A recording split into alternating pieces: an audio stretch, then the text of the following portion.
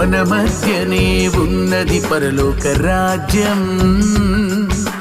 మన మధ్యనే ఉన్నది దేవుని రాజ్యం. పాపము లేదు పరలోకంలో, వ్యాధులు బాధలు లేమి లేదు, పాపము లేదు పరలోకంలో, వ్యాధులు బాధలు అసలే లేవు.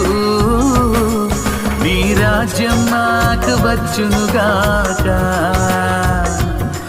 నీ చిత్తం భూమిపై జరుగునుగాక. పరలోక రాజ్యాన్ని భూమిపై మేము ఇప్పుడే అనుభవిస్తాము, ఇప్పుడే అనుభవిస్తాము, ఇక్కడే అనుభవిస్తాము.